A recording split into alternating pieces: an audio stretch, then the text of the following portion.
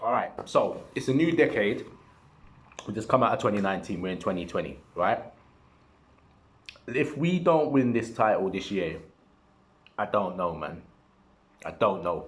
I don't know when we'll win it. On a serious note, but to mark the last decade, because it's quite significant. We're in 2020 now. We're in the 20s.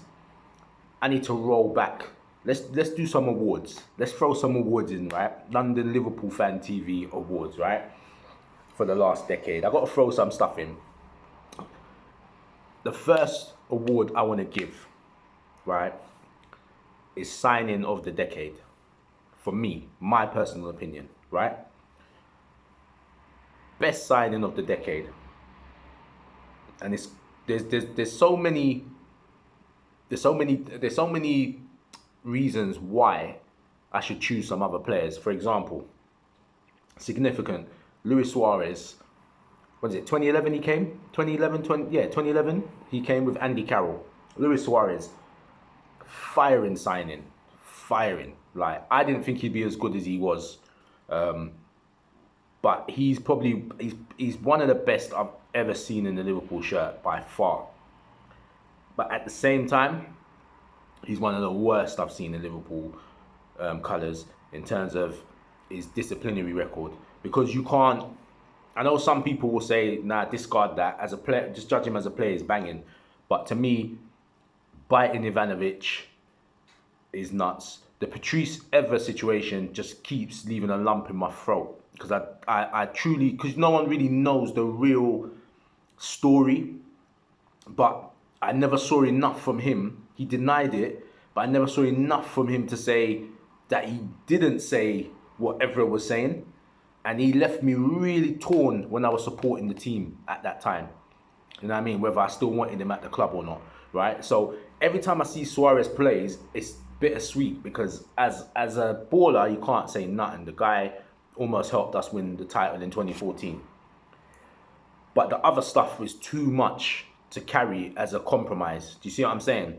Like you look at Man United and Cantona when you fly and kick the guy, you can hold that and say, all right, it's a mad. I would have done the same, to be honest, if the guy said what, if he said to me what he said to Cantona, I'd have done the same. I'm one of the people that was, I don't condemn Cantona for flying kicking the guy.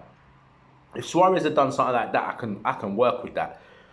But the Evra situation, biting Ivanovic, then he bit the guy at the World Cup as well. This is all why he's with us, which is why I can't give him the signing of the decade for Liverpool. He would have got it maybe had those things not been in play. So he's one player I've had to just put to the side in terms of signing of the decade, but it's close. The most obvious one we would say right now is Van Dijk. Yeah? And Van Dijk, I'm going to give Van Dijk joint second most important signing of the decade for Liverpool, because when he come, the defence literally was just shored up. it was just nice having organisation at the back. We're leaking goals all the time. For the past decade, our defence has just been a problem, right? It cost us in 2014, and it's just something that we never really fixed until recently. Yeah, the last 2 years. We've been on point, and that's not a coincidence that since Van Dijk has come, this has happened.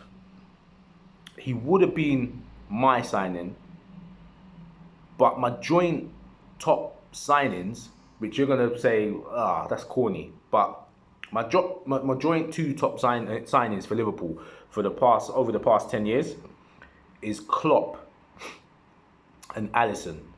And the reason, and a lot of you are going to say, are you picking Alisson over Van Dijk? Right, Klopp is the obvious one. I'll get to the Klopp in a minute. Right, I've got to put them joint. I've got to put them together. I'll tell you why.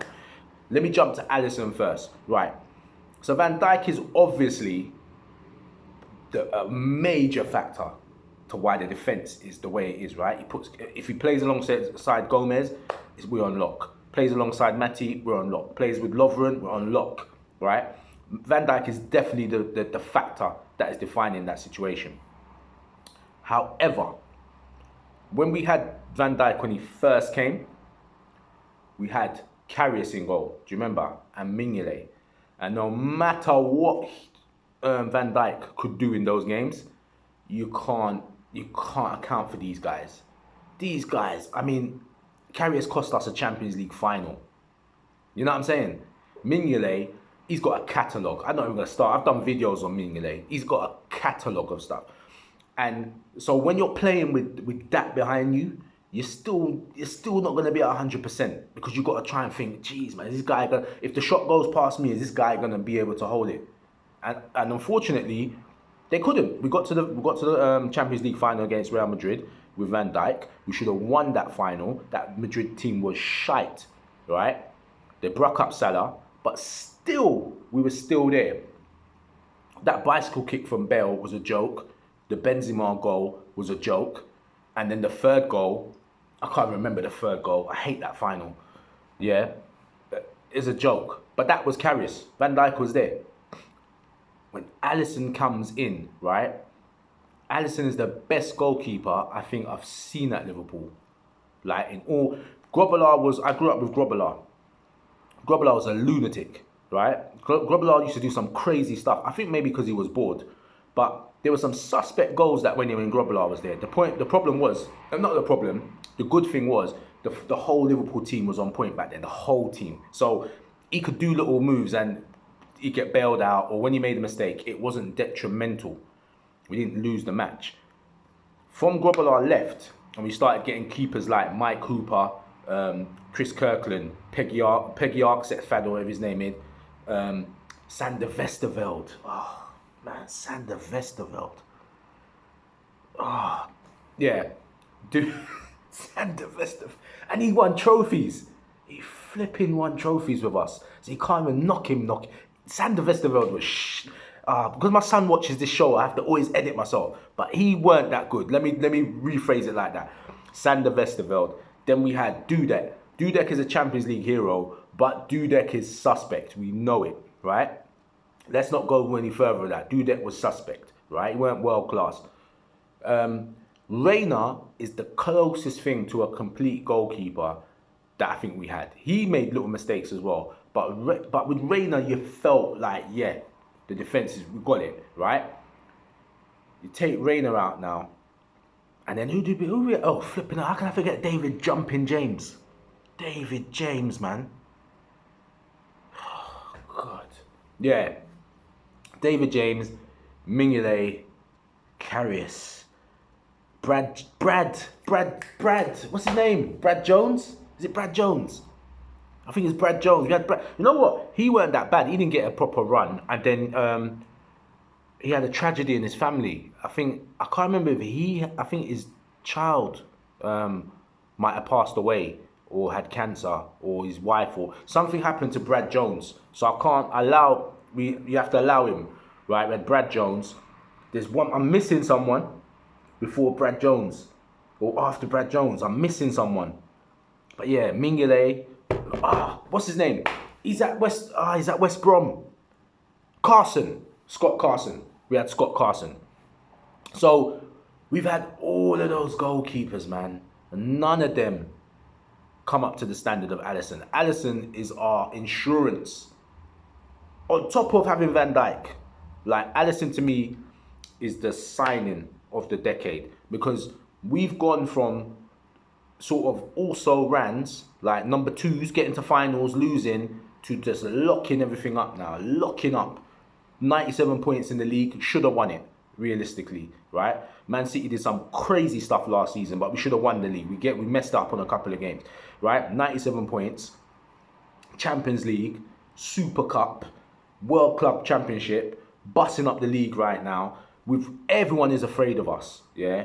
And it's because our backline is solid. Alisson, it starts with him. So he's my joint top signing with Klopp. So let me get to Klopp now. Klopp was a massive game changer, right? We had flipping Roy, what's his name? Hodgson. I'm going to get to him on another post as well. We went from Hodgson, we got Dalglish to steady the ship, 2011. He wins the Carling Cup or Carabao Cup, whatever it was, the League Cup, right? Wins the League Cup, steadies the ship. We pick up Rodgers, and Rodgers at the time, he suffered from no one knew who he was, to be honest. He didn't have the clout, right? And he was a bit inexperienced as well. So when we came up short, I wasn't surprised in the end in 2014, right? Then he gets sacked in 2015. Klopp comes through the door. You got to look at, listen, sorry, excuse me, let me get some water. You got to look at that first Tottenham game. Sorry, the 0-0. So we do the 0-0, right? And you could see straight away what style he was trying to play. He put a style on the... I can't remember who was in that game. I know Lallana must have been playing. But after that game, a whole heap of man had cramp. And injuries. They were tired because he worked them on that pressing system, right? We drew 0-0. Then we had them crazy games like the 5-4 against Norwich. And you could see what Klopp was trying to do. But we didn't have the players, right? Then now he starts assembling the squad slowly. Starts assembling the squad. You know, we pick up players like Wijnaldum. You know, we pick up. We've got Keita now. We've got Fabinho.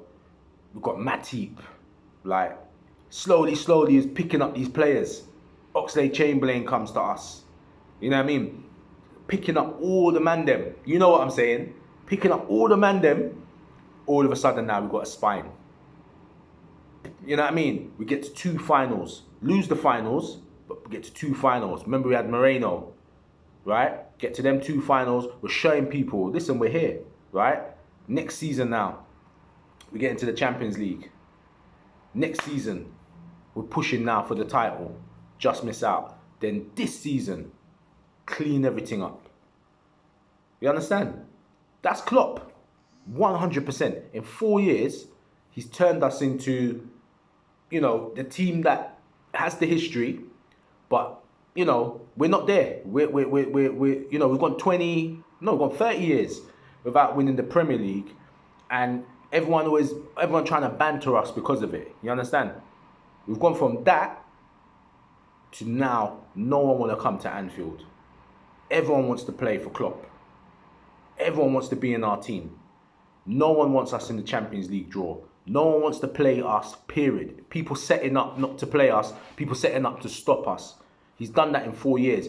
Before, we were the team that got the big name and people are telling us, oh, all you do is talk about your history. Now, we're living it. You see this season, I'm excited, but I'm not exuberant yet. You know why? Because we're only going to be on 19. Until we get the 20 and the 21 to go past Man United, I'm just still going to be, you know what I mean? I'm still going to be like that. But Klopp is the signing of the decade. And I'm just hoping that he sees it through, that we claw back the bragging rights of Premier League, the most titles in England. I'm sick of Man United sitting on 20 and we're on 18. Can't stand that team. So Klopp is my signing of the decade is Jurgen Klopp alongside Alisson. Yeah? Let me know your comments below. Let me know if you think I'm chatting rubbish. I know I'm not chatting rubbish, but let me know anyway. Put your comments below. Let me know your signing of the decade below. If you disagree with my 2, and if you think, you might say Suarez, you know what I mean? But I don't think so. Just that, you know what I mean? Them things I said before. But you let me know. Put comments below. Let me know what you think, yeah? All right, peace.